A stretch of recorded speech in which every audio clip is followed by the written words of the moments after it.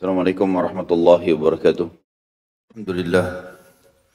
Wassalatu wassalamu ala rasulillah. Segala puji bagi Allah subhanahu wa ta'ala, juga salawat dan taslim kepada Nabi besar Muhammad sallallahu ala alihi wa sahbihi wasallam. Melanjutkan bahasan kita kitab Bulughul Maram, dan kita masuk insyaallah di bab miqat. Dan dimaksud dengan miqat adalah tempat seseorang pada saat ingin melaksanakan haji dan umrah mengucapkan lafaz niatnya. Dan tentu sudah ada beberapa tempat yang ditentukan oleh baginda Nabi SAW untuk niat.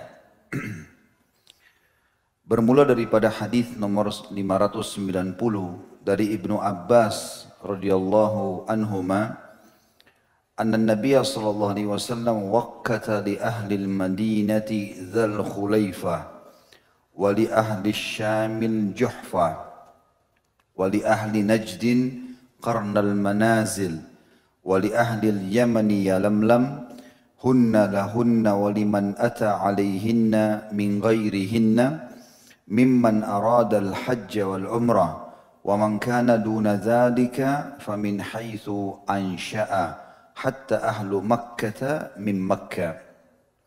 Hadis ini riwayat Bukhari di jilid 2 halaman 165 dan Imam Muslim di jilid 2 halaman 838 dan 839.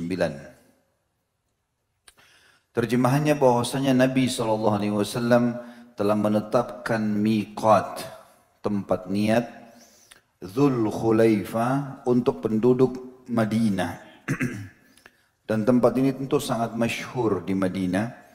Dan setiap apapun di antara kita yang sudah pernah haji atau umrah, kalau dia berangkat dari Madinah ke Mekah, pasti akan mampir ke wilayah ini, dikenal dengan tempat Dzul Khulaifah atau Bir Ali.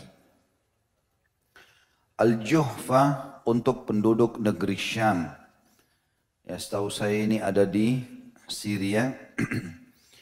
Kemudian Qarnul Manazil untuk penduduk Najd. Ya. Jadi penduduk Madinah di Madinah, penduduk utara Jazirah Arab, negeri Syam, Lebanon, Syria, Palestina dan Jordania serta Turki dan Eropa ke atas, kalau masuk menuju ke selatan mereka ke Jazirah Arab, berarti niatnya dari situ, dari namanya Juhfa.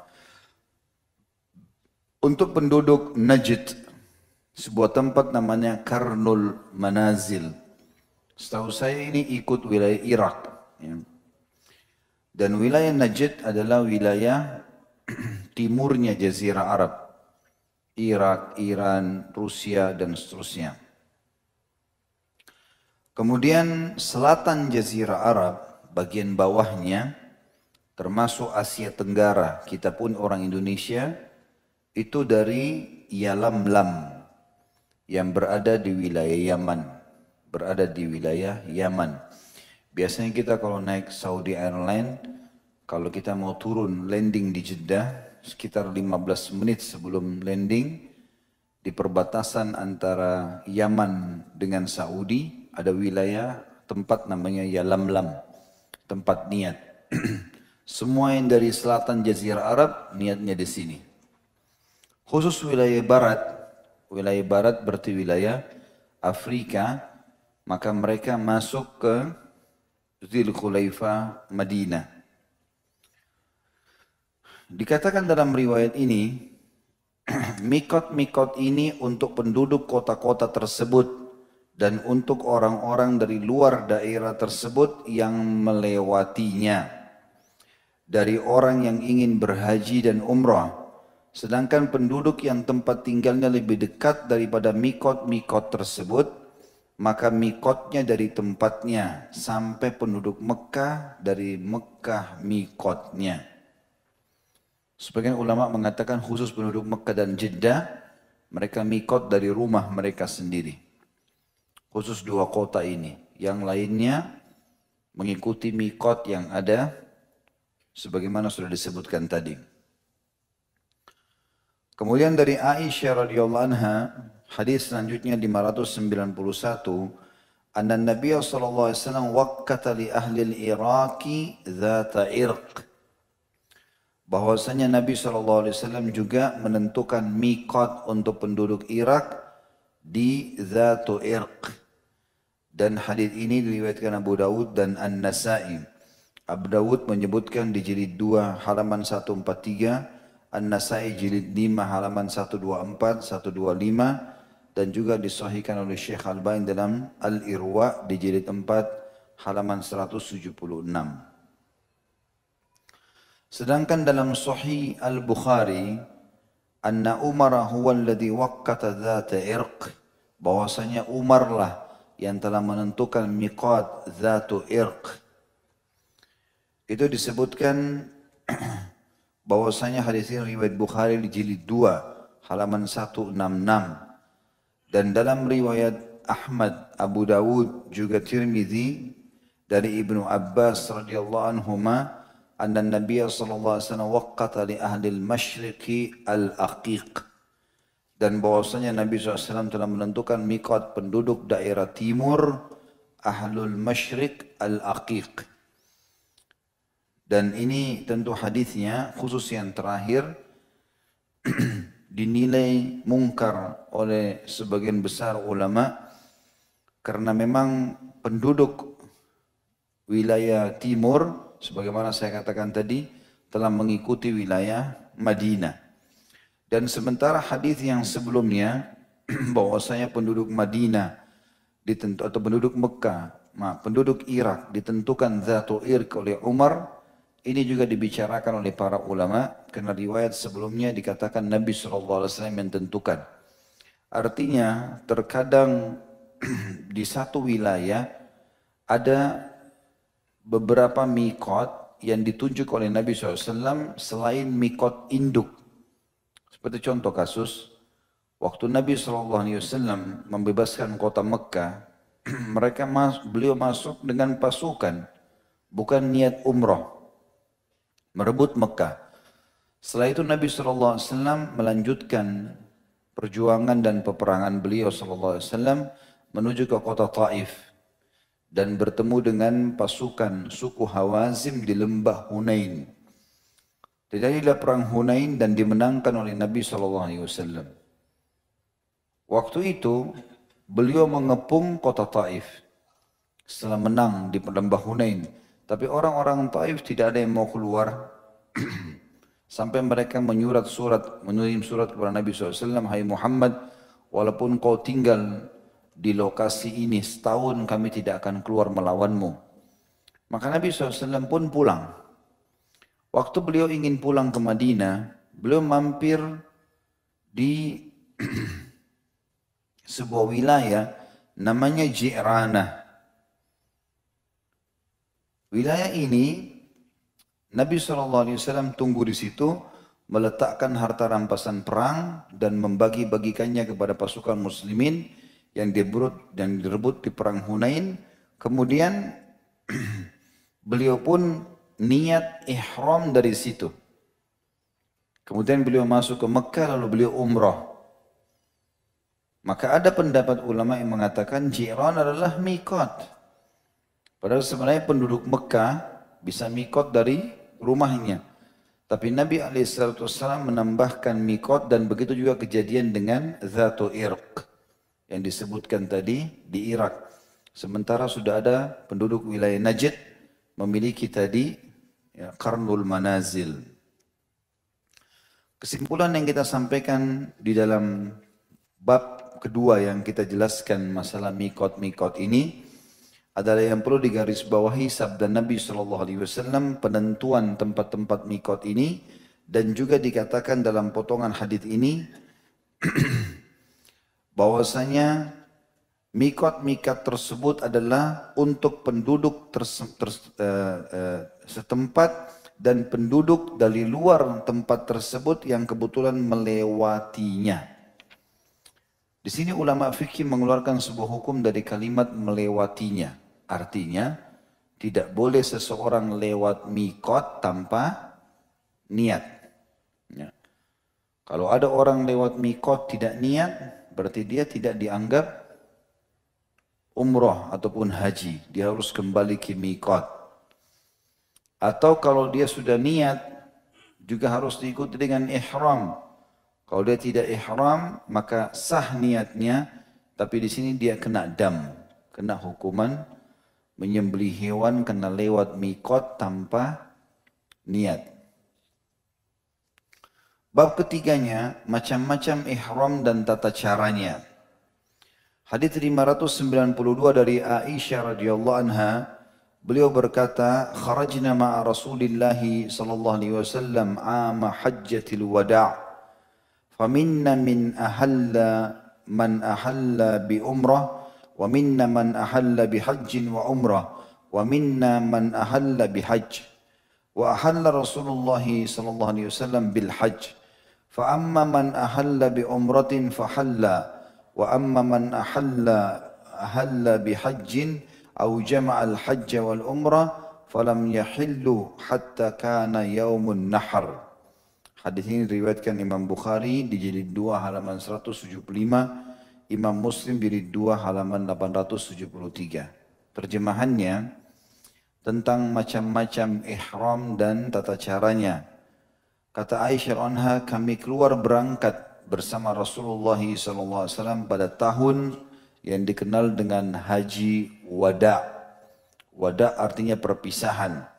Karena itu adalah haji pertama Nabi SAW dan haji terakhir beliau SAW. Karena sebelum haji tersebut belum ada perintah haji. Dan perintah haji baru diperintahkan pada saat itu khusus dalam syariat Nabi Muhammad SAW. Sebelumnya ada umrah, tapi haji diperintahkan pada saat itu. Maka beliau kerjakan haji. Kemudian beliau meninggal setelah pulang dari haji. Maka dikenal dengan haji perpisahan. Di antara kami ada yang berihram untuk umrah. Jadi haji ada 3 macam teman-teman. Ada namanya haji ifrat, haji saja, tidak diikuti dengan umrah. Ada haji tamattu. Tamattu artinya menikmati. Ini umrah dulu baru haji. Umumnya jemaah kita melakukan haji yang ini. Namanya haji tamattu. Mereka datang ke Mekah, umrah dulu, ganti baju biasa seperti penduduk Mekah. Nanti tanggal 8 Zulhijjah baru mereka pakai ihram untuk haji. Jadi umrah dulu baru haji. Makanya dinamakan tamattu. Dia menikmati hari-hari antara umrah dengan haji tersebut seperti penduduk Mekah. Dan ini ada kurban. Dia harus menyembelih hewan nanti. Kemudian ada juga haji yang ketiga namanya qiran. Qiran ini haji dulu baru umrah. Setelah selesai haji baru dikerjakan umrah. Itu dijelaskan oleh Aisyah radhiyallahu anha dalam hadis ini. Beliau mengatakan, di antara kami ada yang berihram untuk umrah, nanti baru dia haji. Dan ada yang berihram untuk haji dan umrah. Haji qiran tadi, haji dulu baru umrah. Serta ada yang hanya berihram untuk haji saja, haji ifrat, haji saja. Sedangkan Rasulullah SAW berihram dengan haji saja atau untuk haji saja. Artinya ifrat, ya, tanpa diikuti dengan umrah. Adapun yang berihram untuk umrah, maka mereka bertahallul. Pada saat selesai umrah, cukur rambut. Pakai baju biasa sampai nanti tanggal 8 Zulhijjah baru ihram untuk haji. Dan yang berihram untuk haji saja, ifrat, atau menyatukan haji dan umrah sekaligus, maka mereka tidak bertahallul sampai hari raya kurban. Ya, jadi ini perbedaan antara jenis-jenis haji itu. Jadi saya ulangi lagi, kalau hanya ifrat, haji saja, teman-teman berangkat dari Indonesia, saya mau niat haji ifrat deh, nggak usah umrah. Bisa, misal kita masuk ke Mekah tanggal 1 Zulhijjah. Haji tanggal 8 Zulhijjah, masih ada 1 minggu. Maka kita datang, tawaf, ini namanya tawaf kudum, tawaf kedatangan. Kalau orang mau sa'i boleh. Sa'inya untuk tawaf ifadah haji nanti, tawaf wajibnya haji. Kalau dia tidak mau sa'i, dia tunda nanti juga boleh. Yang jelas dia tawaf, boleh juga dengan sa'i. Kemudian dia tetap dengan baju ihramnya sampai selesai haji nanti. Sampai di hari raya Idul Adha. Jadi dia tinggal di Mekah pakai baju ihram. Semua larangan ihram berlaku padanya. Yang kedua tadi haji kiran. Haji dulu baru umroh. Ini sama kasusnya. Masuk, tawaf, bisa dengan sa'i untuk haji. Atau sa'inya tawaf ifadah. Walaupun ini juga bisa ditunda di hari-hari tasyrik nanti. Tanggal 11, 12, 13. Kemudian dia juga tetap pakai baju ihram sampai selesai Idul Adha. Sementara tamattu yang ketiga, dan ini yang paling banyak dipilih oleh jemaah haji, mereka datang umroh dulu. Seperti orang umroh umumnya. 2-3 jam selesai umrohnya. Tahallul, cukur rambut, lalu dia pakai baju biasa. Terus menunggu seperti masyarakat Mekah sampai tibanya hari haji itu tanggal 8 Zulhijjah baru dia niat untuk haji. Makanya khusus haji tamattu ini ya ada kurbannya. Dia menyembeli hewan kata sebagian ulama fikih karena dia tahallul setelah umrah sambil nunggu haji atau mencukur rambut. Kita masuk ke bab keempat, ihram dan masalah yang berkaitan dengannya.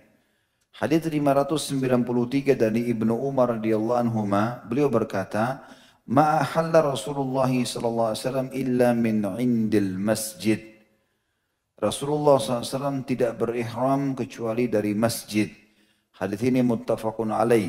Disebutkan Imam Bukhari di jilid 2 halaman 168 dan Imam Muslim di jilid 2 halaman 843. Artinya Nabi SAW tidak menggunakan ihram dari rumahnya. Tapi beliau menggunakannya di masjid. Beliau keluar karena masjid di sebelah rumah Nabi SAW. Sebagian ulama mengatakan dan ini bukan kewajiban. Kalau seseorang menganggap dari kamar hotelnya di Madinah, kayak kita sekarang nginap di hotel, daripada dia nanti pakai di miqat, di tempat niatnya penduduk Madinah Dzul Khulaifah atau Bir Ali, repot dia harus turun ganti baju segala macam, dia boleh pakai ihram dari kamar hotelnya. Hadis 594 dari Khalad bin As-Sa'ib dari bapaknya radhiyallahu anhu majma'in bahwasanya Rasulullah sallallahu alaihi wasallam bersabda, "Atani Jibril fa'amarani an amura ashabi an yarfa'u aswatahum bil ihlal." Jibril telah datang atau mendatangiku lalu memerintahkanku untuk memerintahkan para sahabatku agar mereka meninggikan suara mereka dalam talbiyah. Labbaik Allahumma labbaik, labbaik la syarika laka labbaik. Innal hamda wan ni'mata laka wal mulk la syarika lak. Dan ini diangkat suara sehingga terdengar. Ini termasuk sunnah Nabi alaihi salatu wassalam. Bahkan dalam riwayat lain dikatakan kalau para sahabat mereka membaca talbiyah dari awal keluar dari Madinah sampai menjelang di Mekah. Sehingga suara mereka paruh. Ya.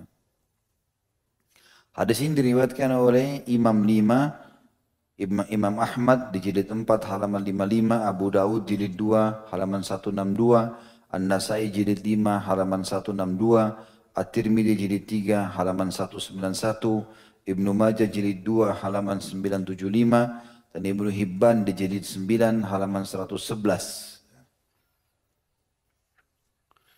Hadis 595 dari Zaid bin Thabit radhiyallahu anhu anna Nabi sallallahu alaihi wasallam tajarrada li ihlalihi wagtasal. Hadis ini riwayat Tirmidzi dan beliau menghasankannya. Tirmidzi menyebutkannya di jilid 3 halaman 192. Bahwasanya Nabi sallallahu alaihi wasallam melepaskan pakaian berjahit untuk niat ihram dan juga beliau mandi. Khusus bagi laki-laki, dilarang seseorang menggunakan pakaian berjahit.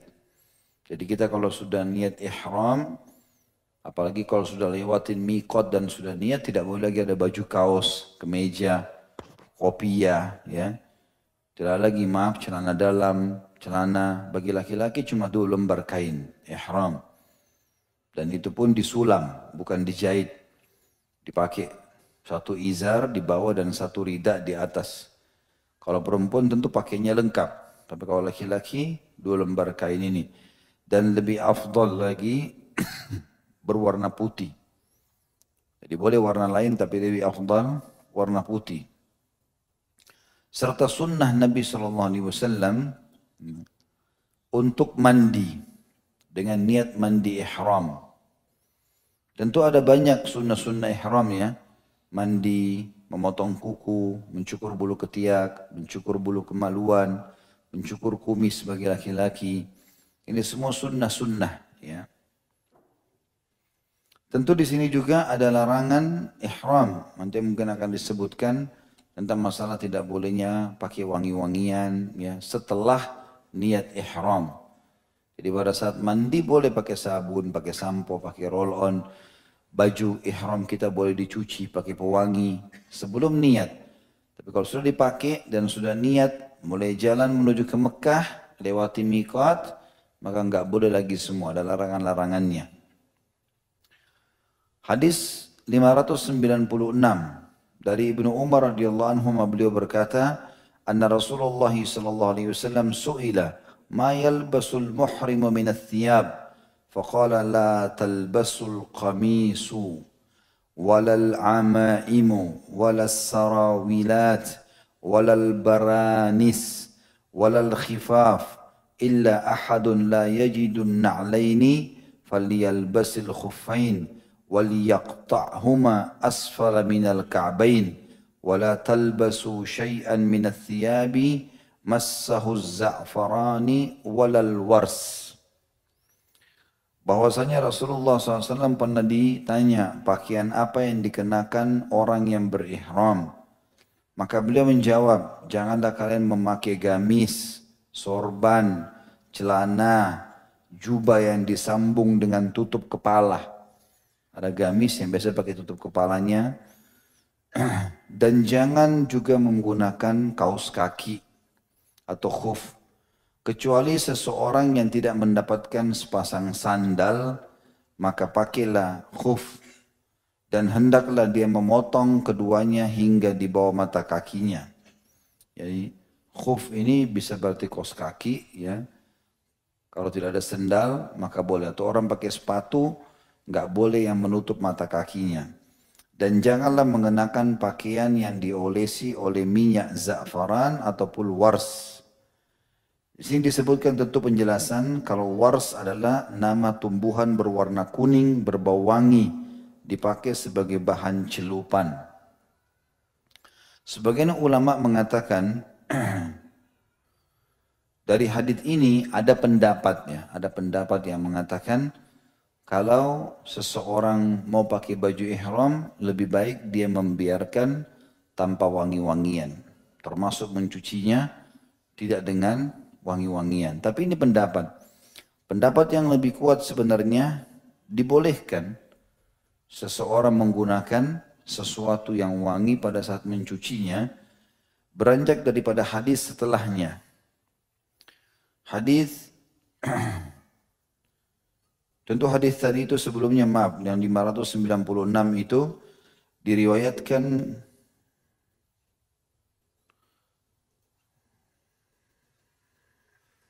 ya, oleh Imam Bukhari di jilid 2 halaman 169, Imam Muslim jilid 2 halaman 834. Hadis 597 dari Aisyah radhiyallahu anha, beliau berkata, "Kuntu utayyibu Rasulullah sallallahu alaihi wasallam li ihramihi qabla an yuhrim." walihillihi qabla an yatufa bil bait. Aku dahulu pernah mengoleskan minyak wangi untuk Rasulullah SAW untuk ihramnya sebelum beliau berihram dan tahallulnya sebelum beliau tawaf di Ka'bah. Hadis ini muttafaqun alaih.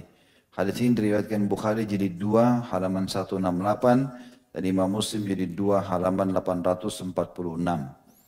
Hadis ini tentu, yang hadis sahih ini menjelaskan kepada kita tentang bolehnya baju ihram sebelum orang niat, ya, sebelum berihram dicuci dengan wangi-wangian, kayak kita sekarang pewangi atau pelembut.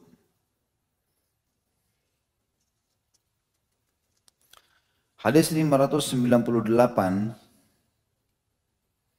dan ini juga makna daripada hadis, dan untuk tahallulnya, maksudnya Nabi SAW setelah cukur rambut tahallul, maka beliau menggunakan wangi-wangian. Karena orang kalau sudah melakukan tahallul, cukur rambut, sebagaimana saya jelaskan pada pertemuan sebelumnya, berhubungan dengan masalah 5 rukun umroh. Masih ingat nggak? Senyap. Allahu a'lam. Masih hidup nggak ini? Masih. Alhamdulillah. Saya coba mau lihat tanggung jawab depan Allah kalau bohong ya. Niat rukun yang pertama, ihram rukun yang kedua, tawaf rukun yang ketiga, sa'i rukun yang keempat, dan tahallul yang kelima. Maka makna potongan hadis Aisyah radhiyallahu anha, dan aku juga meletakkan wangi-wangian setelah tahallulnya Nabi SAW. Memang Nabi SAW sangat gemar dengan wangi-wangian. Maka Nabi SAW seringkali juga menyuruh para istrinya untuk meletakkan wangian-wangian tersebut ke tubuh atau ke pakaian beliau alaihi salatu wassalam. Hadis 598 dari Uthman bin Affan radhiyallahu anhu bahwa Rasulullah SAW bersabda, la yankihul muhrim wa la yunkahu wa la yakhtub. Seorang yang sedang ihram tidak boleh menikah, tidak boleh menikahkan, dan tidak boleh meminang. Sudah kita jelaskan juga pada pertemuan yang lalu ini ya. Jadi nggak boleh menikah, nggak boleh menikahkan, nggak boleh melamar, nggak boleh dilamar. Kecuali kalau sudah selesai ihramnya, sudah selesai tahallul, maka dibolehkan. Hadis ini diriwayatkan Imam Muslim di jilid 2 halaman 1030. Hadis 599 dari Abu Qatadah Al-Ansari radhiyallahu anhu tentang kisah pemburuannya terhadap zebra atau himar wahsy dalam bahasa Arab, di mana beliau sedang tidak berihram, maka beliau berkata, faqala Rasulullah sallallahu alaihi wasallam di ashabihi wa kanu muhrimin, hal minkum ahadun amarah aw asyara ilaihi bi syai'? Qalu la.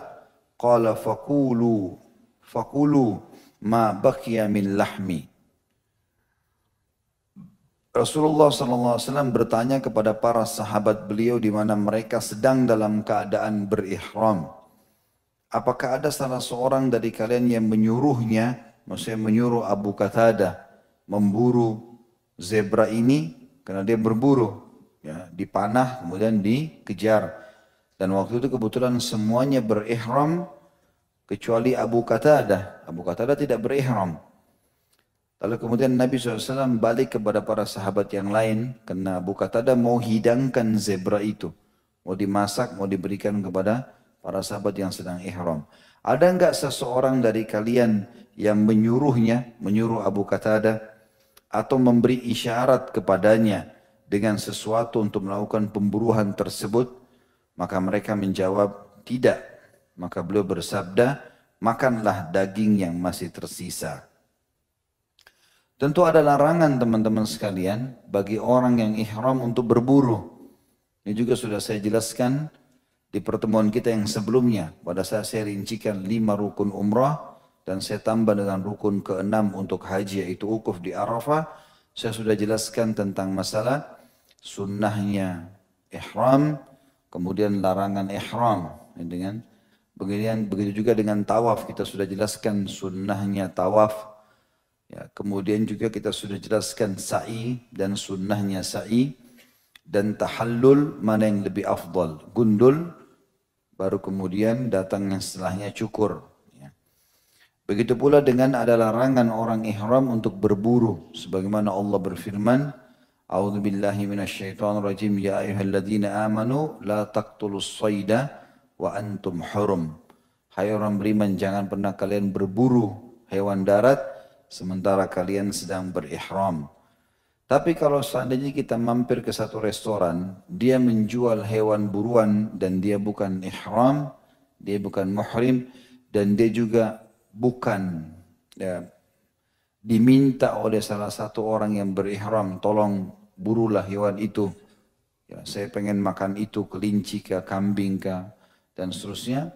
Maka dia boleh memakannya sebagaimana hadis ini tadi sudah menjelaskan masalah itu. Hadis ke-600. Masya Allah, 600 hadis. Ya. Ditambah lagi dengan yang tidak berurut. Mungkin sudah ada 800 hadis sekarang dipelajari kalau orang yang hadir dari awal. Ada yang hadir dari awal di sini? Enggak mau ngaku. Takut ditanya. Baiklah. Kita bacakan hadis 600. Melihat angka 600 ini indah sekali ya. 600 ini ya. Sudah 600 hadis, Masya Allah.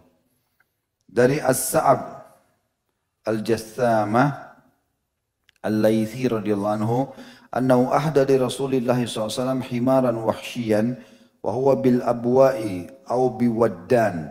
Faraddahu alaihi wa qala inna lam naruddahu alaika illa anna hurum. Bahwasanya dia telah menghadiahkan, As-Sa'ab radhiyallahu anhu telah menghadiahkan seekor zebra buruan untuk Rasulullah SAW pada saat beliau tengah berada di Abwa atau Waddan. Maka beliau menolaknya dan bersabda, kami tidak menolak pemberianmu, melainkan karena kami sedang berihram. Hadis ini diriwayatkan Imam Bukhari jilid 3 halaman 16, Imam Muslim jilid 2 halaman 850. Artinya orang yang berihram tidak boleh berburu, tapi kalau dia dihidangkan dan dia tidak bermaksud apa-apa, tidak pernah tahu masalah itu, tidak terlibat, maka dia boleh memakannya. Tapi kalau dia yang berburu tidak boleh. Hadis 601 menyebutkan tentang hewan-hewan yang boleh dibunuh.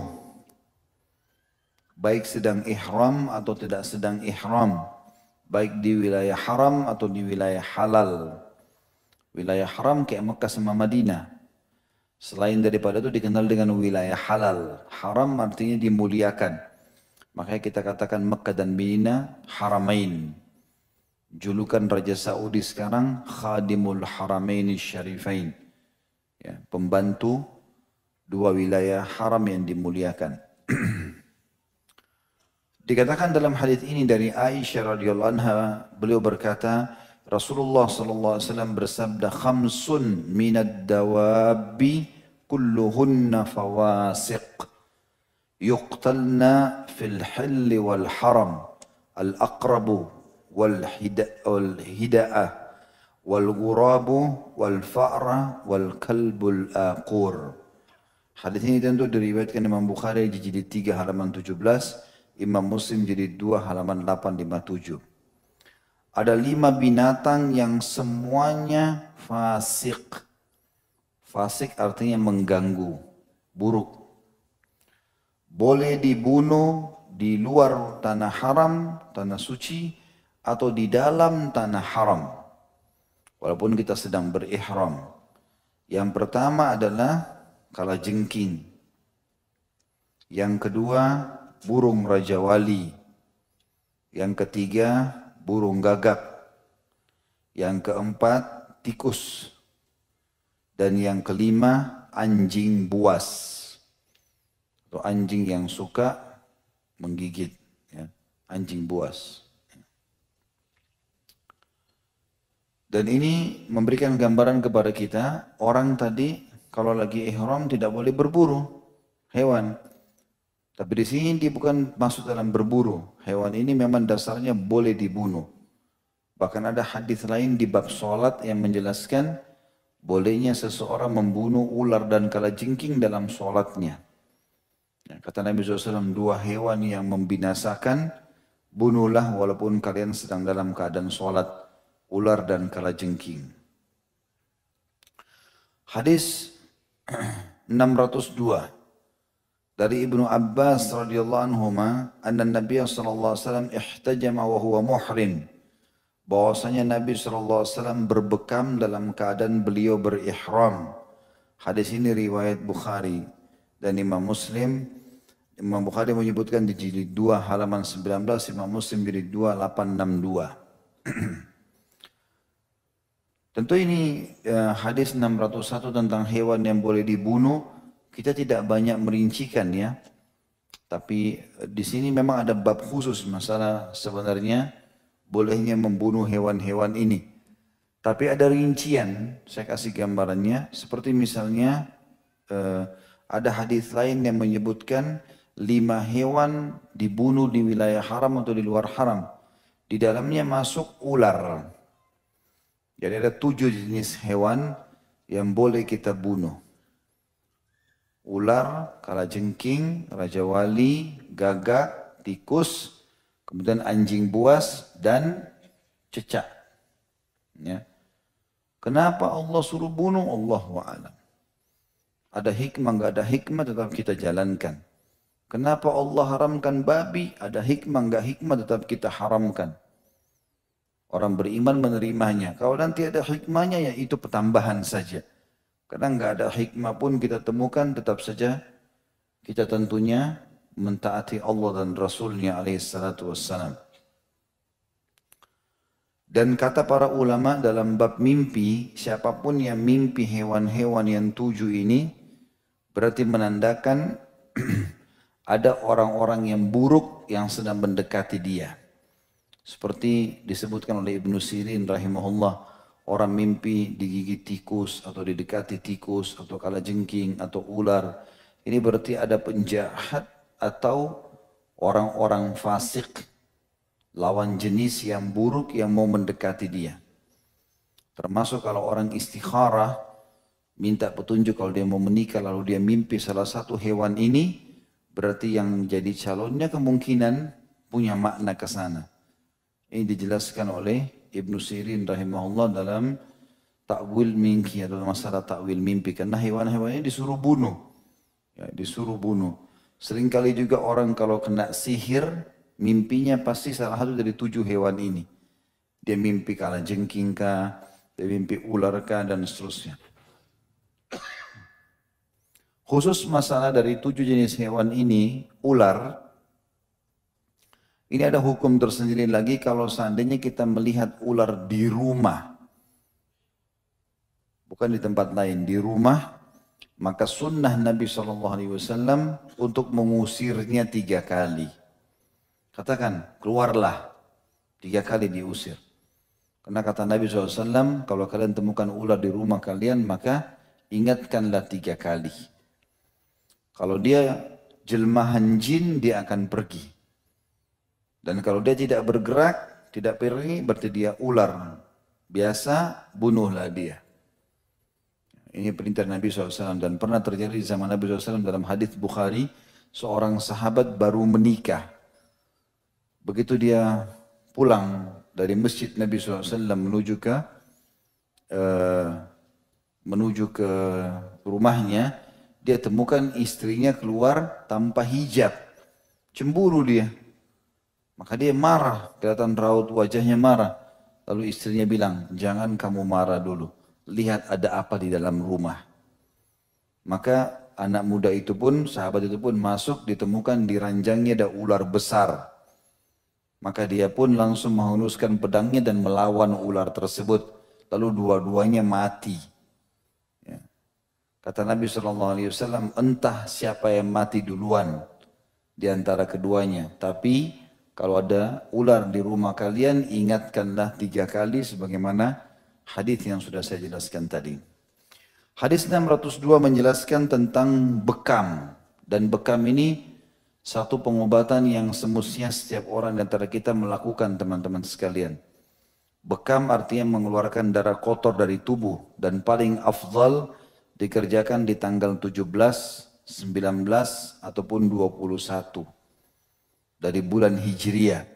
Lebih sempurna lagi kalau antum ikutkan dengan puasa Ayyamul Bid. Puasa tanggal 13, 14, 15, kemudian tanggal 17-nya bekam.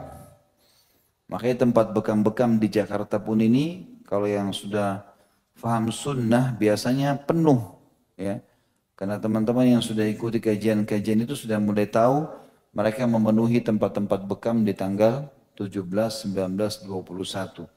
Ini yang paling tepat untuk berbekam sebagaimana ada penjelasan dalam hadis. Dan orang kalau pakai ihram pun boleh berbekam. Tidak ada larangan. Artinya kalau keluar darah, luka, jatuh, nggak batal ihramnya. Dia boleh berobat di rumah sakit, kemudian diperban segala macam kalau dia lagi kecelakaan misalnya, wa na'udzubillah, lalu kemudian tetap dia lanjutkan ibadahnya. Hadis 603 dari Ka'ab bin Ujrah radhiyallahu anhu, beliau berkata, "Humiltu ila Rasulillah sallallahu alaihi wasallam wal kamlu yatanatharu ala wajhi. Faqala ma kuntu ura al-waj'a balaga bika ma ara. Tajidu shat?" Qultu la. Qala fasum thalathata ayyam aw at'im sittata masakin. Likulli miskinin nisfu sa'. Kata Ka'ab bin Ujrah anhu, aku dibawa kepada Rasulullah SAW dalam kondisi kutu bertebaran di wajahku. Jadi banyak sekali kutu di kepalanya, lalu sampai turun-turun di wajahnya. Lalu beliau bersabda, Nabi SAW bersabda, aku tidak menyangka sakit yang menimpamu telah sampai pada batas apa yang aku lihat ini. Apakah kamu bisa mendapatkan seekor kambing? Aku menjawab, tidak. Beliau bersabda lagi, puasalah 3 hari atau berilah makan 6 orang miskin, setiap orang miskin setengah sa'. Hadis ini diriwayatkan Bukhari, jadi 3 halaman 13. Dan lafaz ini miliknya Imam Muslim, milik Imam Bukhari, dan Imam Muslim juga menyebutkan di jilid 2 halaman 862. Yang dimaksud dengan sa' kurang lebih 1 genggam.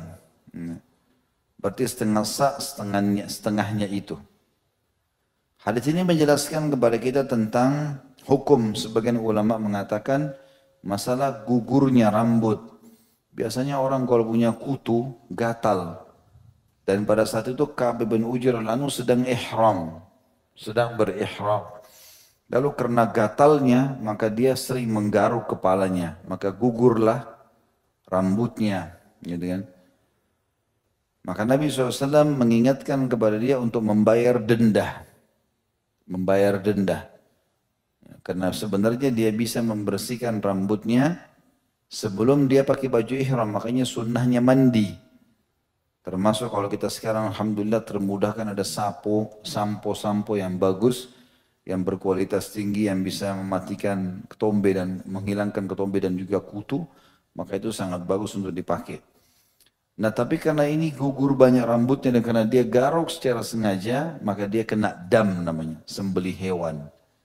Kalau orang tidak mampu menyembelih hewan, maka dia berpuasa 3 hari di Mekah. Ya.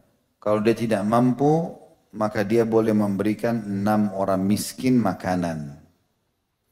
Hadis 604 dari Abu Hurairah radhiyallahu anhu, beliau berkata, "Lamma fatahallahu ala rasulihi Makkah, qama Rasulullah sallallahu alaihi wasallam fi nas, fahamidallah wa athna alaihi, thumma qala, inna Allah habasa an Makkah al-fil, wa sallata alaiha rasulahu wal mu'minin. وإنها لم تحل لأحد كان قبلي وإنما أحلت لي ساعة من نهار وإنها لن تحل لأحد بعدي فلا ينفر صيدها ولا يختلى شوكها ولا تحل ساقطتها إلا لمنشد ومن قتل له قتيل فهو بخير النظرين فقال العباس إلا الإذخير يا رسول الله فإن نجعله في قبورنا وبيوتنا فقال إلا الإذخير." Ketika Allah Subhanahu wa taala menaklukkan kota Mekah untuk Rasulnya Muhammad sallallahu alaihi wasallam, Rasulullah SAW berdiri di hadapan manusia, lalu beliau bertahmid dan memuji Allah. Kemudian beliau bersabda, sesungguhnya Allah telah menahan pasukan bergajah dari Mekah, pasukannya Abraha yang Allah hancurkan, dan memenangkan Rasulnya serta kaum mukminin atasnya. Pada hari ini kita berhasil menembus kota Mekah dan Allah membuat Rasul dan orang beriman memenangkan peperangan. Dan sungguhnya Mekah tidak pernah dihalalkan bagi seorang pun sebelumku. Belum pernah ada boleh diserang Mekah, nggak boleh ditumpahkan darah di situ, nggak boleh dibunuh hewannya, gitu kan? Tidak dihalalkan bagi seseorang sebelumku dan hanya dihalalkan bagiku sesaat di siang hari. Sesungguhnya Makkah tidak akan halal atau dihalalkan lagi untuk seseorang setelahku. Gak boleh lagi ada orang yang menumpahkan darah di sana. Nabi mengingatkan, oleh karena itu tidak akan dihalalkan untuk seorang pun setelahku. Oleh karena itu tidak boleh dibuat lari hewan buruannya. Tidak boleh berburu hewan di dalam wilayah haram. Tidak boleh dipotong tumbuhan berdurinya. Tidak dihalalkan mengambil barang temuannya. Kecuali bagi orang yang ingin mengumumkannya. Siapa yang keluarganya terbunuh, maka dia memiliki yang terbaik dari dua pilihan. Qisas atau diyah. Jadi kalau ada keluarganya yang dibunuh, maka keluarga orang yang terbunuh ini boleh menuntut si pembunuh, baik itu qisas, penggal lehernya, atau diyah, denda. Dan denda tentu disepakati antara si pembunuh dengan keluarga yang dibunuh.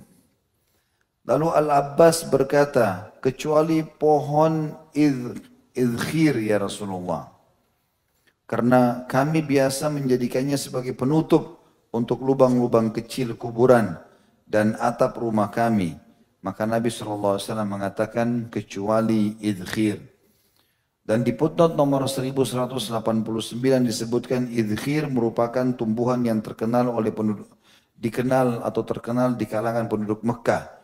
Berbau wangi, memiliki akar yang terpendam dalam dan rantingnya memanjang kecil-kecil. Hadits ini diriwayatkan Imam Bukhari di jilid 3 halaman 164 dan 165. Juga Imam Muslim di jilid 2 halaman 988. Hadis 605 dari Abdullah bin Zaid bin Asim radhiyallahu anhum ajma'in bahwa Rasulullah sallallahu alaihi wasallam bersabda, "Inna Ibrahim harrama Makkah wa da'a li ahliha wa inni harramtul Madinata kama harrama Ibrahim Makkah wa inni da'utu fi sa'iha wa muddiha bimithlai ma da'a Ibrahim li ahli Makkah." Sesungguhnya Ibrahim alaihissalam telah menjadikan Mekah tanah haram, tanah yang dimuliakan dan diharam untuk tadi dicabut pohonnya, dibunuh hewannya dan seterusnya, kecuali hewan-hewan tadi yang dikecualikan 7 hewan itu. Dan berdoa untuk penduduknya. Ibrahim menjadikan Mekah wilayah haram dan juga penduduknya didoakan kebaikan. Dan aku menjadikan Madinah, kata Nabi SAW, tanah haram. Sebagaimana Ibrahim menjadikan Mekah tanah haram. Dan sungguhnya aku berdoa untuk penduduk Madinah pada sa' dan mud mereka, takaran, dengan 2 kali lipat dari apa yang Nabi Ibrahim doakan untuk penduduk Mekah. Hadis ini tentu diriwayatkan oleh Imam Bukhari di jilid 3 halaman 88, Imam Muslim jilid 2 halaman 991. Dan hadis ini memberikan pelajaran kepada kita kalau Madinah pun masuk wilayah haram. Makanya Mekah Madinah dikatakan 2 wilayah haram. Dan sekarang ada ratusan tanda di wilayah haram ini. Kalau kita keliling Mekah dan Madinah, ada ratusan tanda yang mengelilingi wilayah haram itu. Ditulis, ini batas akhir wilayah haram, ini batas akhir wilayah haram. Kalau teman-teman baru datang dari Indonesia ke Jeddah ingin masuk ke Mekah, begitu kita mau masuk ke wilayah Mekah, ada seperti gapura, ditulis dalam bahasa Arab di situ, kalau ini awal wilayah haram. Kalau kita akan masuk, ada batasnya. Kalau kita keluar dari Mekah juga, mau ke Jeddah, di pinggir jalan ada tertulis, ini akhir wilayah haram. Sehingga di situ ditahu mana yang boleh dicabut pohonnya, mana yang enggak. Orang kalau di wilayah haram, maka akan dilipat gandakan hukuman-hukumannya. Sebagaimana kalau dia beribadah, dilipat gandakan juga pahalanya. Kasus masalah hadis yang berbunyi, sholat di Masjid Haram Mekah, itu 100.000 dibandingkan tempat lain. Hasan Basri rahimahullah berkata, sama juga dengan sedekahnya. Siapa yang mengeluarkan 1 dirham di Mekah, di wilayah haram Mekah, maka dapat sama dengan dia bersedekah 100.000 dirham. Ya, jadi pahalanya besar. Ya. Maka Madinah juga memiliki hal yang sama. Sebagaimana Ibrahim memuliakan Mekah, Nabi SAW juga minta kepada Allah agar dimuliakan Madinah dan Allah kabulkan. Bahkan Madinah lebih berkah daripada Mekah. Karena Ibrahim alaihissalam meminta agar penduduk Mekah diberikan buah-buahan, dipenuhi semua kebutuhan mereka. Maka Nabi SAW minta agar Madinah mendapatkan double yang dimiliki oleh Mekah. Tentu Madinah punya keutamaan sendiri. Nanti ada kalau tidak salah babnya khusus menyebutkan tentang masalah keutamaan kota Mekah dan kota Madinah. Tentang wilayah haramnya Madinah, batasnya ada 2 gunung. Disebutkan dalam hadis 606 dari Ali bin Abi Thalib radhiyallahu anhu, beliau berkata, Rasulullah SAW bersabda, Al-Madinatu haramun ma baina airin ila thawr. Madinah adalah tanah haram antara gunung Air sampai Thawr. Hadis ini diriwayatkan Imam Muslim di jilid 2 halaman 995. Tentu hadis ini teman-teman sekalian menjelaskan, dan sekarang pemerintah Saudi sangat menjaga. Kalau antum pas lagi di Madinah, di waktu-waktu selain program travel, karena biasanya kalau program travel itu nggak masuk program ini. Bisa minta tolong sama mutawifnya, bayar uang 20 real, 30 real. Saya mau keliling lihat mana tanda-tanda wilayah haram. Mana gunung yang disebutkan dalam hadis Air, dan mana Air, mana gunung Thawr. Nanti ditunjukkan ini gunungnya, ini batasnya, seperti itulah. Baik, kita masuk ke bab kelima tentang tata cara haji dan masuk ke Mekah. Dan ini sebenarnya inti bahasan dalam masalah bab haji itu sendiri. Ini hadisnya cukup banyak.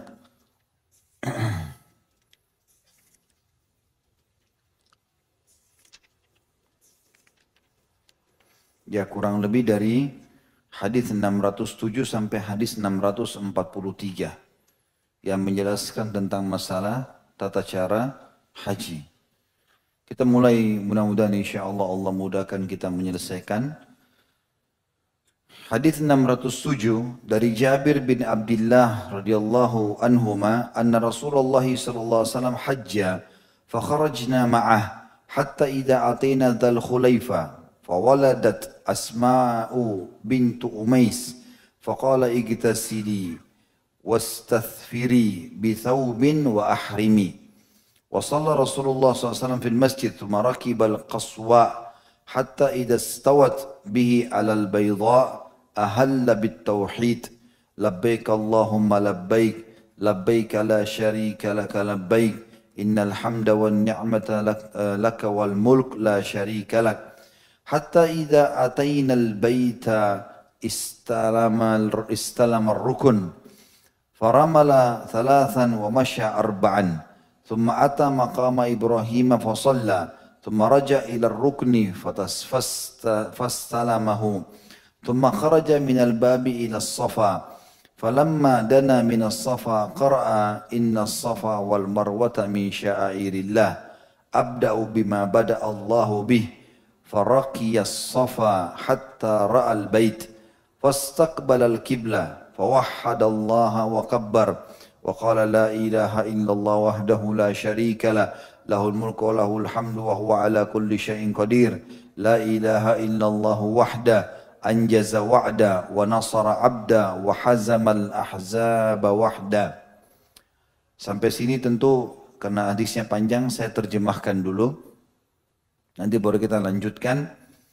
Bahwasanya Jabir bin Abdullah radhiyallahu anhu berkata, aku pernah keluar atau kami pernah keluar haji bersama Nabi Muhammad sallallahu alaihi wasallam. Sehingga kami sampai pada wilayah Dzul Khulaifah, tempatnya aja penduduk Madinah. Lalu Asma binti Umais melahirkan. Maka Rasulullah SAW bersabda kepadanya, mandilah dan balutlah dengan kain. Maksudnya adalah balutlah tempat keluar nifasnya. Kemudian berihramlah. Dan ini keluar juga sebuah hukum bolehnya wanita haid dan nifas berihram. Tapi mereka tidak melakukan tawaf kecuali sudah suci nantinya. Rasulullah SAW lalu sholat di masjid kemudian mengendarai al-qaswa atau unta beliau. Dan sampai sini juga ada pelajaran lain. Kalau Nabi SAW paling gemar memberikan nama-nama baik untuk benda-benda beliau. Untahnya punya nama, pedangnya punya nama, tombaknya punya nama, ya, perisai, kemudian unta, kuda. Kemudian Nabi SAW juga sering memanggil para istrinya dengan panggilan-panggilan yang indah dan baik. Di antaranya di sini unta beliau bernama Al-Qaswa.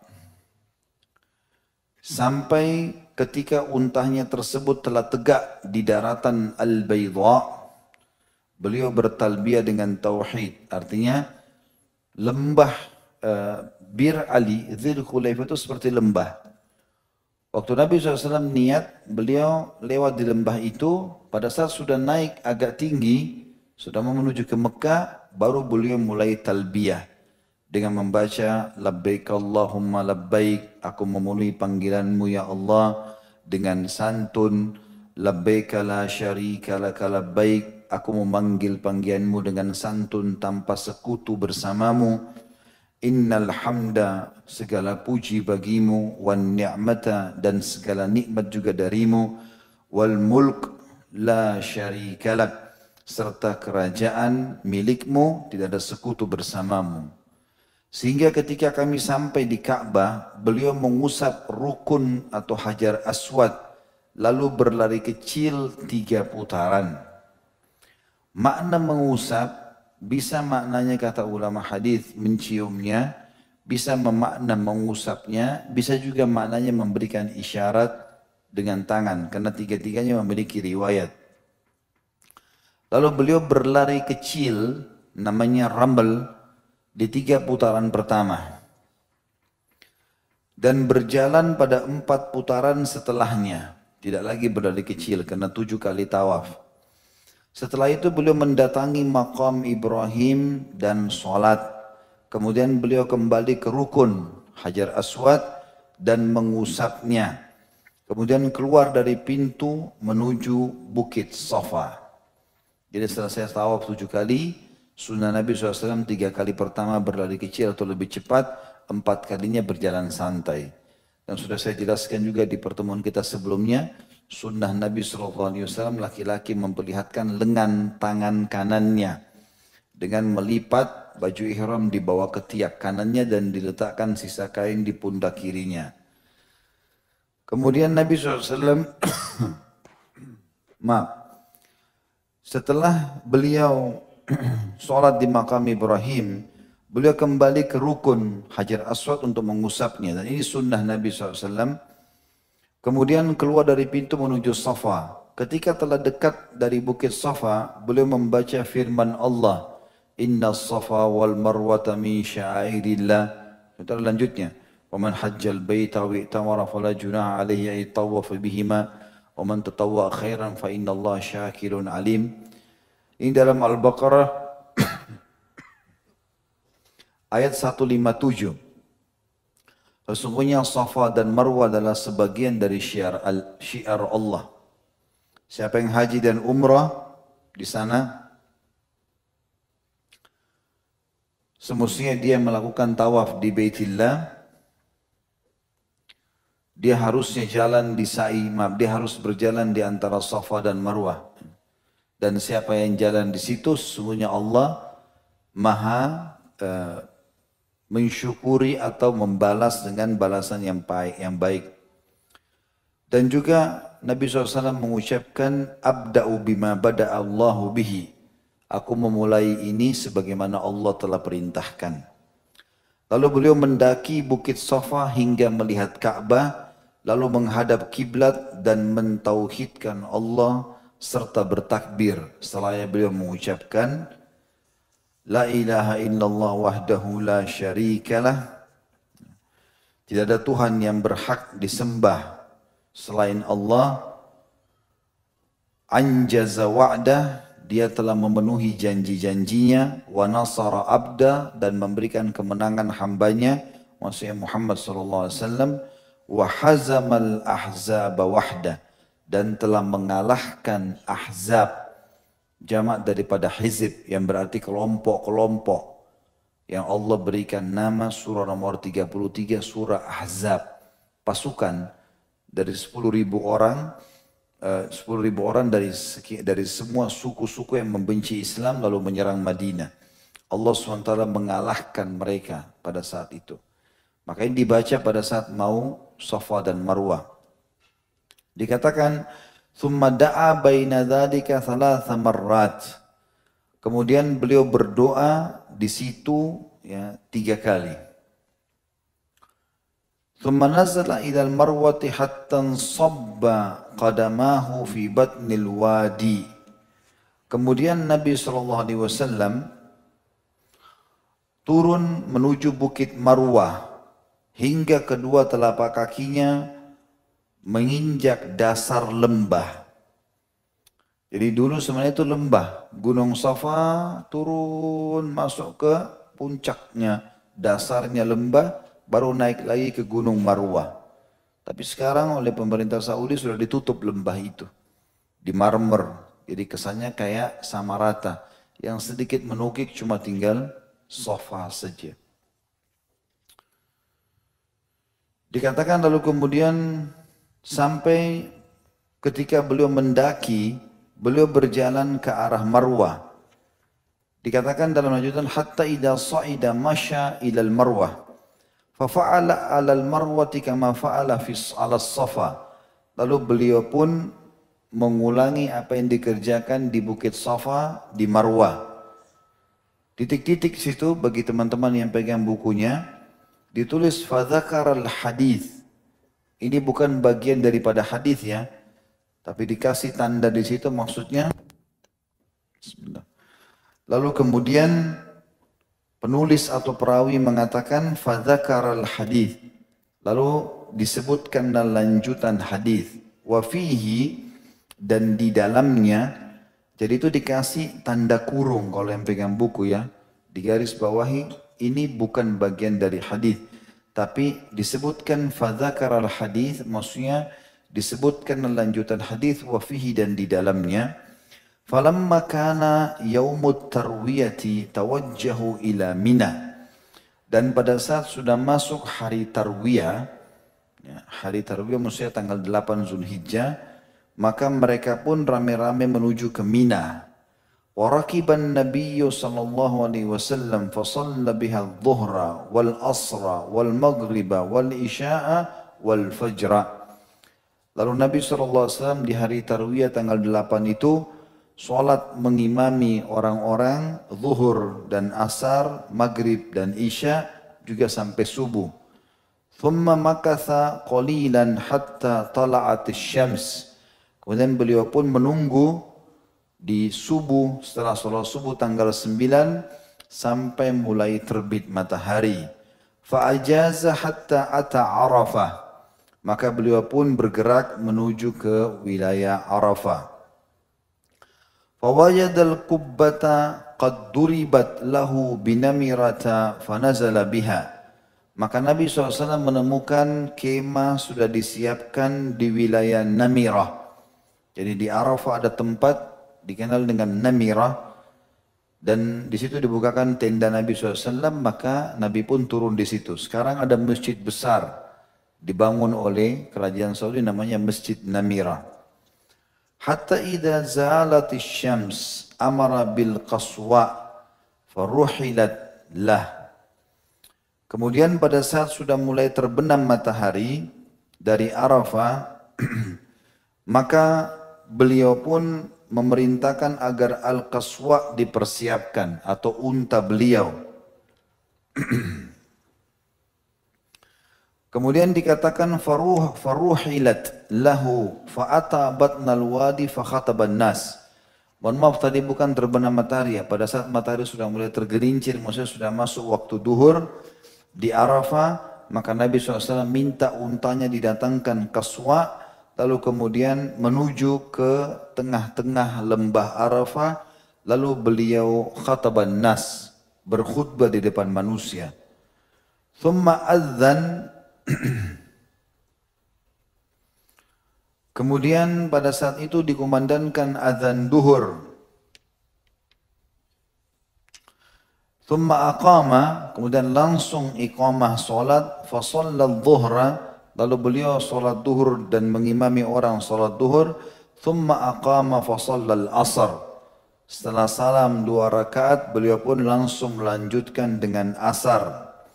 Walam yusalli bainahuma syai', dan beliau tidak solat sama sekali di antara keduanya, karena jamak duhur dan asar qasar atau dipangkas. Thumma rakiba hatta atal mawqif faja'ala batna naqatihi al-qaswa ila as-sakharat. Maka Nabi SAW setelah mengimami solat duhur dan asar, beliau menaiki untanya kembali sampai beliau tiba di tempat wukuf Arafah, dan beliau menambat untahnya Al-Qaswa pada batu-batu yang berada di bawah bukit Rahmah. Wa ja'ala jabal al-musyati baina yadayhi wastaqbala al-qiblah. Kemudian beliau menjadikan jalan pejalan kaki di hadapannya serta menghadap kiblat. Lalu dikatakan, falam yazal waqifan hatta gharabatis syams. Nabi SAW terus saja berdiri sampai terbenamnya matahari. Wa dhahabatis sufratu qalila. Kemudian hilanglah awan yang berwarna kuning. Hatta ghabal kursu wa dafa'. Sampai akhirnya beliau melihat kemerah-merahan hilang. Sampai hingga lingkaran mataharinya sudah tidak terlihat.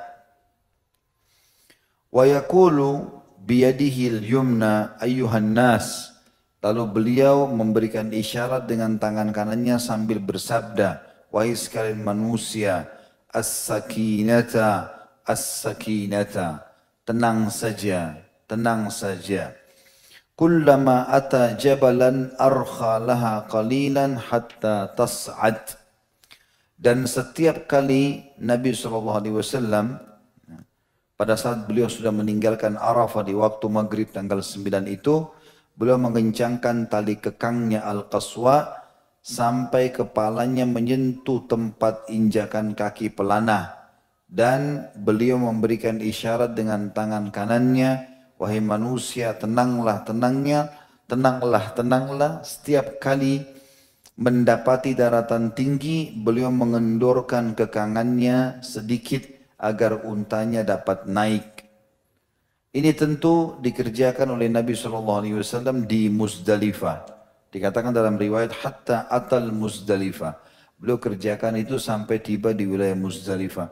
Tentu antara Arafah dengan Muzdalifah dekat sekali wilayahnya. Fasalla bihal maghrib wal isya. Lalu beliau solat maghrib dan isya tapi diterlambatkan di waktu isya. Bi'adhanin wahidin wa iqamatain. Dengan 1 kali azan dan 2 iqamah. Walam yusabbih bainahuma syai'. Dan beliau tidak berzikir di antara keduanya. Thumma taja'a hatta tala'al fajr. Kemudian beliau tidur sampai waktu subuh. Fasallal fajra hina tabayyana lahu subh. Dan beliau sholat fajar subuh pada saat waktu subuh telah masuk. Bi'adhanin wa iqamah. Dengan azan dan iqamah. Thumma rakiba hatta atal mash'aral haram. Kemudian beliau naik sampai beliau memasuki Mash'aril Haram atau wilayah-wilayah yang dimuliakan. Lalu beliau menghadap kiblat, berdoa, bertakbir dan bertahlil. Ya, pada saat itu dikatakan fastaqbalal kiblah, menghadap kiblat, fada'a wa kabbar, berdoa dan bertakbir, wa halal dan mengucapkan la ilaha illallah. Falam yazal waqifan hatta asfara jidda. Dan beliau terus saja berdiri melakukan itu sampai langit menguning sekali. Maksudnya terbit matahari. Dikatakan fadafa'a qabla an tatlu asy-syams hatta ata batna muhassir. Ya. Beliau terus berdiri sampai tadi menguning, kemudian beliau bergerak sebelum matahari terbit hingga tiba di dasar lembah Muhassir. Maka beliau sedikit mempercepat jalannya. Faharraka qalila, thumma salaka at-tariqa al-wusta allati takhruju 'ala al-jamratil kubra. Kemudian beliau mengambil jalan tengah yang berujung pada jumrah yang besar atau Aqabah. Hatta atal jamrat allati 'inda asy-syajarah, lalu sampai Nabi SAW tiba di tempat jumrah yang terdapat padanya sebuah pohon. Faramaha bisab'i hasayat, lalu beliau melempar ke arahnya dengan 7 batu kerikil kecil. Yukabbiru ma'a kulli hasatin minha, beliau bertakbir setiap kali melempar satu batu. Mithla hasal hadfi, seperti batu yang sangat kecil atau batu kerikil yang kecil. Dikatakan juga atau seperti kerikil yang berukuran seperti biji kacang merah. Dan beliau melemparkan itu ke dasar lembah. Rama min batnil wadi, thumma sarafa ilal manhar. Lalu kemudian beliau menuju ke tempat penyembelihan. Fanahar, lalu beliau menyembelih. Thumma rakiba Rasulullah SAW fa'afada ilal bait. Fasalla bi Makkah al-zuhra. Kemudian beliau pun beranjak menuju ke Masjidil Haram untuk tawaf ifadah. Lalu kemudian beliau mengerjakan sholat duhur di sana. Hadis ini tentu diriwayatkan Imam Muslim dengan panjang lebar. Dan Imam Muslim meriwayatkannya di jilid 2 halaman 886. Hadis 608 dari Khuzaimah bin Thabit radhiyallahu anhu anna Nabiy sallallahu alaihi wasallam kana idza faraga min talbiyatihi fil hajj fi hajjin aw umratin sa'ala Allah ridwanahu wal jannah wasta'adha bi rahmatihi minan nar. Bahwasanya Nabi SAW apabila telah selesai dari talbiyahnya pada haji dan umrah, rutin sekali beliau memohon kepada Allah keridhaannya dan surga, serta memohon perlindungan dengan rahmatnya dari api neraka. Hadis ini diriwayatkan oleh Imam Syafi'i dengan sanad yang lemah di halaman 1, di jilid 1 halaman 307. Ya. Tentu ini ada di footnote penjelasan tentang masalah kenapa lemahnya, tetapi di sini ulama menganggap bahwasanya hadis ini dipakai karena adalah isinya doa agar minta masuk ke dalam surga dan selamat dari api neraka. Juga ini didukung oleh hadis-hadis yang sahih yang lain. Kalau Nabi SAW rutin memohon masuk surga dan juga memohon agar selamat dari api neraka. Hadis 609 dari Jabir radhiyallahu anhu, beliau berkata Rasulullah SAW telah bersabda, nahartu hahuna wa minni kulluha manhar fanharu fi rihalikum wa waqaftu ha huna wa arafatu kulluhu mawqif wa waqaftu ha huna wa jam'un kulluha mawqif. Aku menyembelih di sini, maksudnya di tempat penyembelihan. Dan Mina semuanya adalah tempat menyembelih. Tidak harus di sini, di mana saja di Mina boleh menyembelih. Maka sembelilah kalian di tempat kalian. Di mana kalian berkemah, sembelih di situ. Yang penting di wilayah Mina. Aku wukuf di sini, di Arafah. Dan padang Arafah semuanya adalah tempat wukuf. Aku juga wukuf di sini. Dan Muzdalifah semuanya adalah tempat wukuf. Aku juga tinggal di Muzdalifah di titik sini, tapi tidak harus di sini. Semua Muzdalifah boleh nginap di malam lebaran tanggal 9 itu. Hadis ini riwayat Muslim di jilid 2 halaman 893. 610 dari Aisyah radhiyallahu anha, anna Nabiy sallallahu alaihi wasallam lamma jaa ila Makkah tadakhalaha min a'laha wa kharaja min asfaliha. Bahwasanya Nabi SAW ketika datang ke Mekah, beliau masuk dari sebelah atasnya dan keluar dari sebelah bawahnya. Hadis ini diriwayatkan oleh Imam Bukhari dan Imam Muslim. Ini diriwayatkan Bukhari jilid 2 halaman 178 dan Muslim jilid 2 halaman 918. Tentu ini tentang tata cara masuk di Mekah. Baik itu haji, umrah ataupun duduk Mekah pun dianjurkan untuk masuk dari wilayah tingginya Mekah dan keluar dari wilayah rendahnya. Penduduk di sana lebih faham tentang masalah ini. Hadis 611 dari Ibnu Umar radhiyallahu anhu annahu kana la yaqdumu Makkah illa bata bidhi tuan hatta yusbiha wa yaktasil wa yadhkuru dzalika 'ala Nabi sallallahu alaihi wasallam. Bahwasanya Abdullah bin Umar tidak mendatangi Mekah kecuali beliau menginap di Dzutuwa hingga pagi hari dan mandi, dan beliau menyebutkan hal itu dari Nabi sallallahu alaihi wasallam. Hadis ini riwayat Bukhari di halaman jilid 2 halaman 177 dan Imam Muslim jilid 2 halaman 919. Tentu penyampaian Ibnu Umar tentang lokasi yang Nabi SAW pernah mampir dan beliau ingin contohkan kepada orang-orang yang datang setelah meninggalnya Nabi SAW kalau Nabi pernah nginap di sini loh, baru masuk ke Mekah. Ini bagian daripada sunnah tentunya. Menginap terlebih dahulu di sekitar Mekah sebelum masuk ke Mekah untuk punya persiapan. Tapi sekarang kondisinya kata para ulama, karena hotel-hotel sudah termudahkan oleh Allah SWT di wilayah Mekah, maka tidak ada salahnya jemaah haji atau umrah langsung masuk ke Mekah. 612 dari Ibnu Abbas radhiyallahu anhuma annahu kana yuqabbilul hajar al-aswada wa yasjudu alaih. Bahwasanya beliau mencium hajar aswad dan sujud meletakkan dahinya di atasnya. Hadis ini riwayat Hakim secara marfu dan Baihaqi secara mauquf. Dan hadis ini diriwayatkan Hakim di jilid 1 halaman 455, Al-Baihaqi jilid 5 halaman 74. Dan ini memberikan gambaran kepada kita tentang masalah hajar aswad sunnahnya dicium. Dan juga boleh sujud menghadap ke hajar aswad karena dia bagian daripada Ka'bah. Dan semua ini kita lakukan, sujudnya kita ke Ka'bah atau ke arah pintu Ka'bah atau ke arah hajar aswad karena dia bagian daripada Ka'bah. Ini semua karena ada perintah dan bukan karena hajar aswadnya. Kalau perintah Allah sujud ke tanah, ke pohon kita ke pohon, ke laut kita ke laut.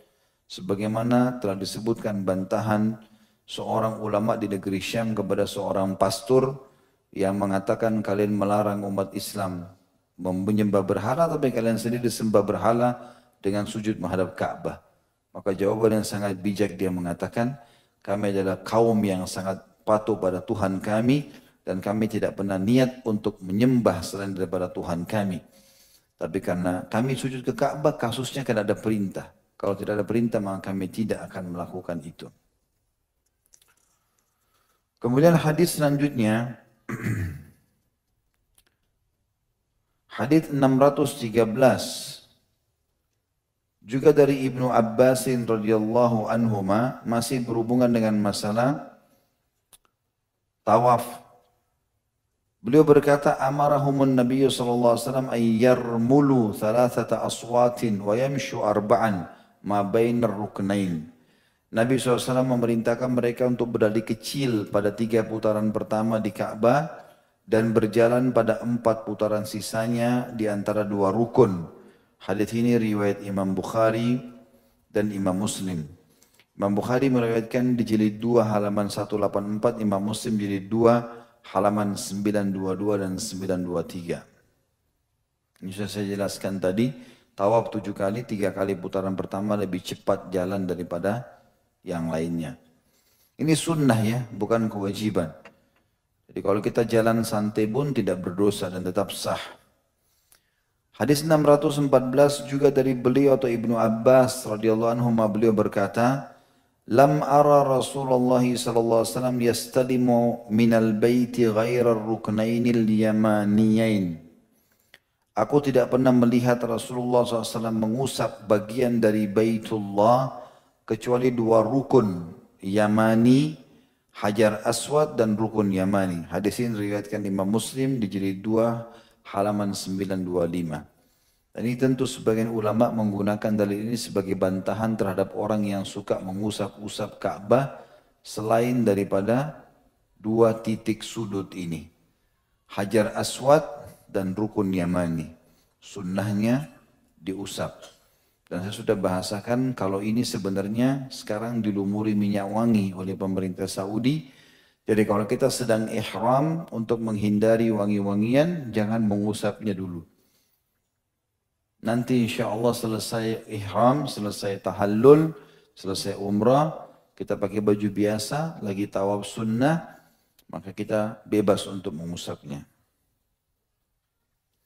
Hadis 615 dari Umar radhiyallahu anhu, annahu qabbala al-hajar wa qala inni a'lamu annaka hajarun la tadurru wa la tanfa' walaula anni ra'aitu Rasulullah sallallahu alaihi wasallam yuqabbiluka ma qabbaltuka.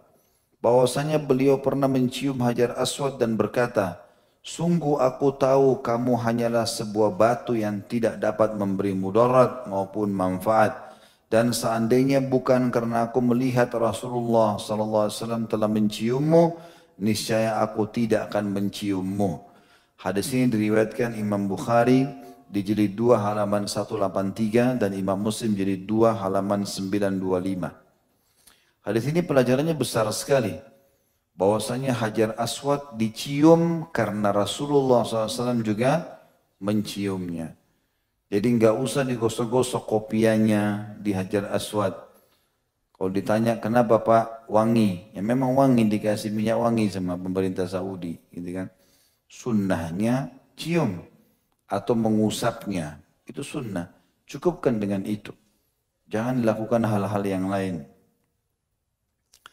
Hadis 616 dari Abu Tufail radhiyallahu anhu, dia berkata, Ra'aitu Rasulullah sallallahu alaihi wasallam yatufu bil baiti wa yastalimur rukna bimihjanin ma'ah wa yuqabbilul mihjan.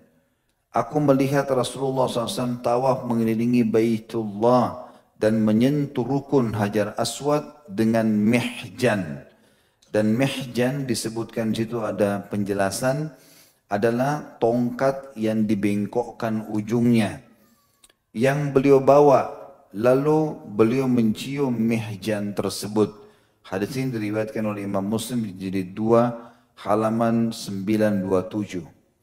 Artinya Nabi SAW pernah tawaf jalan kaki, beliau juga pernah tawaf pakai unta.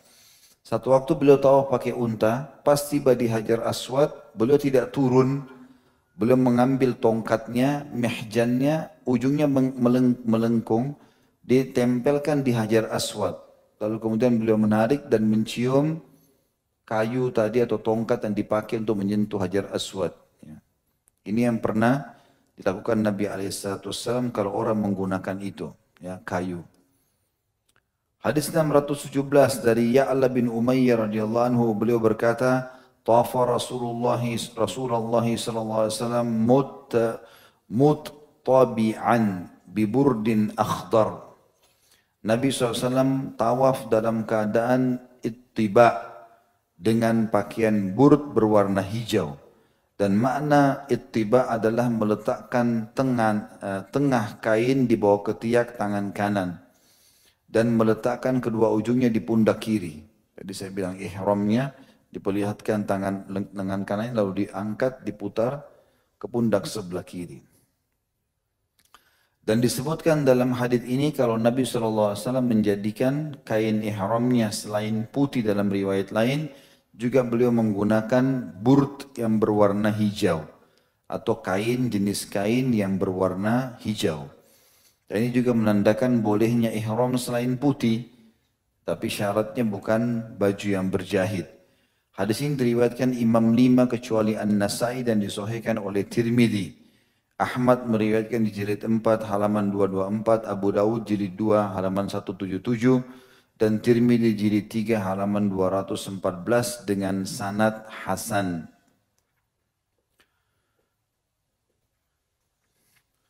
Hadis selanjutnya 618 dari Anas radhiyallahu anhu, beliau berkata, kana yuhillu minnal muhillu fala yunkaru alaih wa yukabbiru minnal mukabbiru fala yunkaru alaih. Dahulu sebagian kami bertalbiyah dan dia tidak diingkari, dan sebagian kami ada juga yang bertakbir dan juga tidak diingkari. Hadis ini riwayat Bukhari Muslim. Imam Bukhari disebutkan di jilid 2 halaman 198 dan Imam Muslim jilid 2 halaman 933. Dan ini membuktikan kepada kita teman-teman sekalian, kalau boleh kita punya opsi. Setelah ihram kita boleh baca labbaik Allahumma labbaik, labbaik la syarika laka labbaik sampai akhir. Atau kita bertakbir saja, Allahu Akbar, Allahu Akbar, Allahu Akbar. Kita memuji Allah, Alhamdulillah, bertahlil, la ilaha illallah, bebas saja. Yang penting seseorang pada saat ihram memuji sang pencipta Allah subhanahu wa ta'ala. Hadis 619 dari Ibnu Abbasin radhiyallahu anhu, beliau berkata, ba'athani an-nabiy sallallahu alaihi wasallam fi thaqal atau qala fi dha'afa min jam'in bilailah. Nabi SAW mengirimku dalam rombongan pembawa perbekalan, atau beliau berkata dalam rombongan kaum duafa dari Muzdalifah berangkat ke Mina pada malam hari. Dan ini disebutkan hadis riwayat Bukhari di jilid 3 halaman 23 dan Imam Muslim jilid 2 halaman 941. Tadi kan disebutkan, kalau teman-teman masih ingat, tanggal 9 wukuf di Arafah dari terbit matahari sampai terbenam matahari. Setelah terbenam matahari sudah gelap, Nabi SAW mengencangkan ya kaswanya, untahnya, dan mengatakan kepada para sahabat, tenanglah, tetap cepat tapi jangan buru-buru, jangan sampai debu berterbangan segala macam. Tiba di Muzdalifah, beliau menjamak maghrib isyanya ditakhirkan di waktu isya, terus tidur sampai subuh. Tapi Nabi SAW di waktu itu mengizinkan Ibnu Abbas radhiyallahu anhuma untuk enggak tidur di Muzdalifah. Tapi Ibnu Abbas membawa orang-orang yang lemah, orang tua, para kaum wanita, anak-anak untuk segera malam itu pergi ke Masjid Haram. Mengerjakan tawaf, karena ada tawaf wajibnya haji namanya tawaf ifadah. Kalau besok khawatir berkumpul dengan semua jemaah haji malah menyusahkan mereka. Sebagian ulama menarik hadis ini dengan kejadian kita sekarang. Karena ramainya jemaah haji, maka dibolehkan seseorang di malam Muzdalifah asal sudah lewat pertengahan malam, jam 12 malam ke atas, para jemaah haji laki-laki ataupun perempuan sudah boleh agar tidak desak-desakan di tempat haram untuk tawaf, maka boleh melakukan tawaf. Atau boleh juga mereka menuju ke tempat jumrah dan mereka melontar pada saat itu. Hadis 620 dari Aisyah radhiyallahu anha, beliau berkata, ista'zanat sauda'u Rasulullah sallallahu alaihi wasallam lailatal Muzdalifati an tadfa'a qablah wa kanat thabitatan ta'ni thaqilah fa'adhina laha. Sauda istri Nabi sallallahu alaihi wasallam meminta izin kepada Rasulullah SAW pada malam hari Muzdalifah. Tanggal 8 Zulhijjah masuk Mina. nginap sampai besok. Tanggal 9 pagi habis terbit matahari sampai terbenam matahari di Arafah. Lalu malamnya tanggal 9 itu semua jemaah haji beranjak ke Muzdalifah, sunnahnya nginap sampai pagi tanggal 10. Tapi ada beberapa orang di malam lebaran itu tanggal 9 malam di Muzdalifah diizinkan untuk pergi ke Mina lebih dulu atau melakukan tawaf lebih dulu. Di antaranya adalah Sauda, istri Nabi SAW, meminta izin kepada Rasulullah SAW pada malam hari Muzdalifah untuk berangkat duluan sebelum beliau.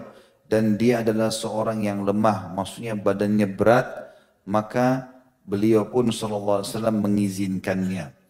Hadis ini diriwayatkan oleh Imam Bukhari di jilid 2 halaman 203 dan Imam Muslim jilid 2 halaman 939.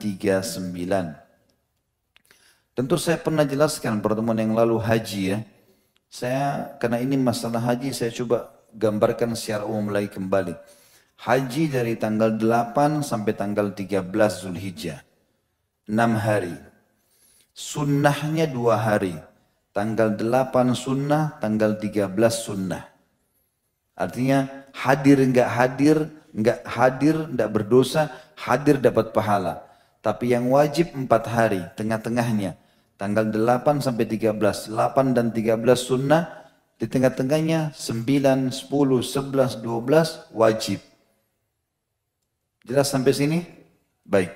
Ada 3 lokasi selama 6 hari itu yang kita dianjurkan untuk datang. Mina, Arafah, Muzdalifah. 3 lokasi. Jelas ini? Allahu a'lam. Faham enggak? Baik. Mina, Arafah, Muzdalifah.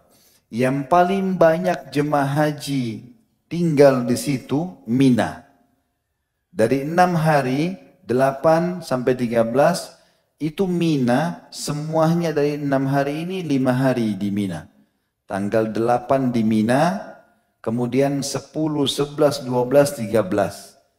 Ini semua di Mina. Hanya 1 hari yang tidak di Mina, tanggal 9 saja. Tanggal 9 itu kumpul di 2 lokasi. Pagi dari terbit matahari sampai terbenam matahari di Arafah. Kemudian malamnya tanggal 9 itu dari maghrib sampai subuh itu di Muzdalifah. Ini rangkaian haji. 8 sampai tanggal 13, sunnahnya 2 hari 8 dan 13, wajibnya 4 hari 9, 10, 11, 12. Dan 3 lokasi, Mina, Arafah, Muzdalifah. Mina tanggal 8, langsung loncat 10, 11, 12, 13. Arafah berada di tengah-tengah 9, pagi terbit matahari sampai terbenam matahari, dan malamnya Muzdalifah ya, di malam tanggal 9 itu. Khusus tanggal 9 malam lebaran, kena tanggal 10 Idul Adhanya. Itu Nabi SAW nginap sampai subuh di Muzdalifah. Kecuali ada sebagian orang yang Nabi izinkan untuk enggak nginap di Muzdalifah. Tapi syaratnya sudah lewat awal malam atau pertengahan malam, di atas jam 12 malam. Maka sudah boleh orang meninggalkan Muzdalifah. Makanya teman-teman kalau ikut haji, umumnya di Muzdalifah, termasuk travel kita, tidak ada yang menyewa tenda. Mereka di bus, nunggu di atas jam 12 malam, jam 1 mereka sudah jalan. Jelas ini? Allahu a'lam. Baik. Sudah ada pertanyaan Iqbal? Saya bacakan lagi agar kita masuk hadis 621 ya. Kita ganjilkan insyaallah. Dari Ibnu Abbas radhiyallahu anhu, beliau berkata, maksudnya kita ganjilkan nomornya ya. Karena sunnah Nabi mengganjilkan. Kata Nabi SAW, Allah witir, ganjil dan suka yang ganjil. 621. Dari Ibnu Abbas radhiyallahu anhu beliau berkata, Rasulullah SAW bersabda kepada kami, La tarmul jamrata hatta tatlu'a syams. Janganlah kalian melempar jumrah sehingga matahari terbit. Hadis ini diriwayatkan oleh Imam 5 kecuali An-Nasai. Disebutkan oleh Ahmad di jilid 1 halaman 234, Abu Dawud 194, An-Nasai 271, At-Tirmidzi 240, Ibnu Majah di jilid 2 halaman 107. Dan hadis ini tentu disahihkan oleh para ulama. Dan di sini menjelaskan tentang masalah jumrah, melontar, ya. Dan melontar ini adalah bagian daripada rangkaian ibadah. Nanti kita jelaskan panjang lebar pada pertemuan akan datang insya Allah. Jumrah ini dilakukan 4 hari. Melontar. Mulai tanggal 10, tadi dari rangkaian haji 8 sampai 13. Tanggal 10 Idul Adha, setelah malamnya tanggal 9 tadi di Muzdalifah, mulai tanggal 10 Idul Adha, itu sudah mulai masuk jemaah haji jumrah kubroh namanya, melontar atau jumrah Aqabah, melontar di situ di Aqabah. Aqabah diistilahkan dalam bahasa Arab kalau ada bukit yang tinggi bisa terjangkau oleh kaki manusia dinamakan Aqabah. Di situ dulu ada bukit dinamakan Aqabah. Kemudian satu hari itu cuma satu saja jumrahnya. Tanggal 11, 12, 13 hari tasyrik, 3 hari setelah Idul Adha, itu sunnahnya jumrah, tapi kecil, sedang, besar. Sughra, wusta, aqabah. Begitu juga tanggal 11, 12, 13. Ini semua melontar 3. Dan ini yang dibahas dalam hadis-hadis di sini. Janganlah kalian melontar kecuali sudah terbit matahari. Dan insya Allah akan kita bahas beberapa hadis berhubungan dengan masalah melontar pada pertemuan akan datang. Sebagaimana saya bilang tadi, karena khusus masalah bab kita sekarang ada 600 sampai 643 hadis. Berarti kurang lebih masih ada 20-an hadis yang akan kita bahas insya Allah pada pertemuan kita akan datang. Baik, begitu saja karena waktu asar sudah masuk. Semoga bermanfaat apa yang kita bahas. Subhanakallahumma bihamdika asyhadu an la ilaha illa anta astaghfiruka wa atubu ilaik. Wassalamualaikum warahmatullahi wabarakatuh.